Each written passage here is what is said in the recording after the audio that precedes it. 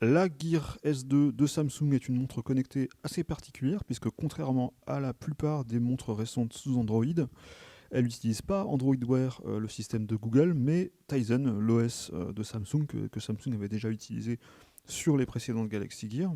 L'autre particularité de la montre, c'est la première montre ronde de Samsung et son interface est assez originale puisqu'elle est basée sur une particularité physique de la montre, c'est le cadran rotatif. Alors, c'est pas la couronne digitale de l'Apple Watch, c'est un cadran rotatif qui va permettre de naviguer dans l'interface et d'accéder aux différents menus, de naviguer entre les widgets, entre les contenus dans les applications.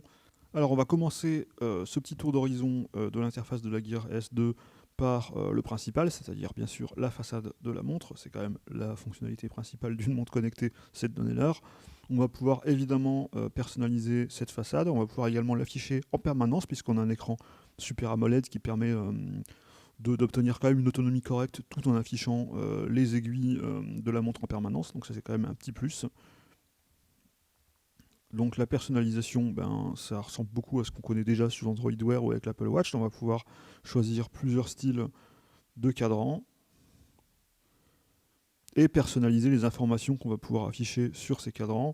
Donc voilà, on entre dans la personnalisation d'un cadran, on peut modifier le style bien sûr de ce cadran, mais également faire défiler, voilà, pour modifier par exemple les aiguilles, ou encore les informations qui s'affichent dans les petites complications qui agrémentent la façade de la montre.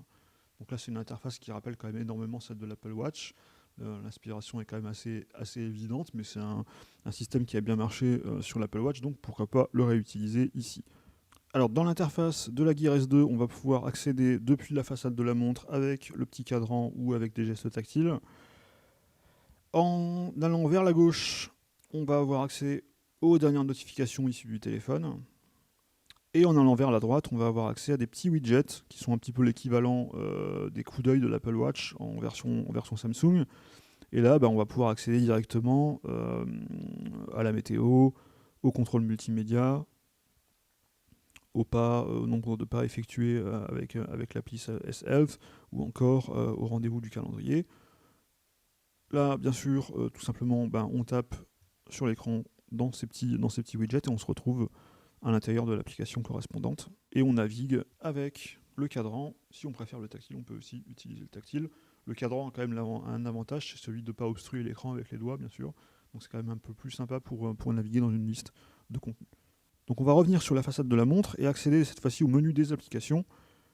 Alors, c'est pas un nuage d'applications comme on a sur l'Apple Watch, mais c'est encore une fois de plus la métaphore du cadran qui est utilisée. Et on va pouvoir naviguer dans plusieurs pages de ces applications. Voilà. Le passage à la page suivante ou à la page précédente est automatique, donc ça c'est plutôt sympa. Et on va pouvoir entrer dans une application en la sélectionnant, soit en la sélectionnant et en tapant au milieu de l'écran, soit en allant directement chercher l'application en version tactile. À l'intérieur d'une application, donc là on a ouvert le client mail par exemple. Là encore, on navigue dans l'interface avec la couronne, le cadran, pardon, ou le tactile. Et pareil, on va pouvoir sélectionner un mail, le lire, et effectuer directement des actions sur celui-là, donc genre y répondre avec bien sûr la dictée vocale, mais aussi parce qu'on est sur Galaxy Gear et que Samsung aime bien offrir plusieurs façons de répondre à un mail. On va pouvoir répondre avec des phrases toutes faites, mais également avec un clavier virtuel. Ça peut paraître un petit peu étriqué pour écrire un mail avec un petit clavier virtuel sur un écran circulaire, mais on peut le faire, et donc on peut utiliser ces différents moyens pour répondre aux mails et pour effectuer des actions sur celui-là. On revient avec le petit bouton en arrière, avec le petit bouton du haut, on va revenir en arrière d'un niveau dans l'application, et si on veut revenir directement à la façade de la montre, on utilise le deuxième bouton. Donc voilà, c'est une petite interface qui est assez originale.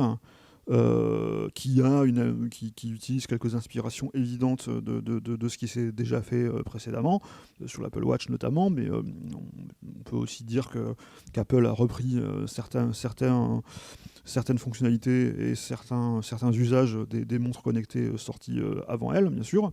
Donc tout le monde copie un peu sur tout le monde, et c'est un petit peu comme ça que ces interfaces évoluent aussi. Mais dans l'ensemble, on est quand même vraiment satisfait, vraiment séduit par ce premier contact avec cette Gear S2, avec un petit bémol malgré tout sur les applications disponibles, parce qu'on n'a pas encore énormément d'applications qui exploitent vraiment le potentiel de la montre.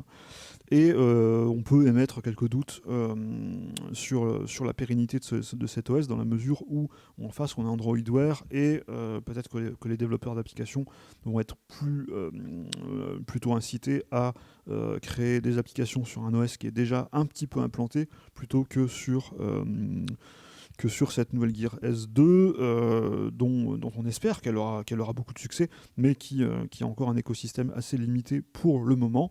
Voilà ce qu'on peut dire pour l'instant sur la Gear S2. Pour le reste, pour l'autonomie, les performances, etc., on vous donne rendez-vous pour un test prochainement.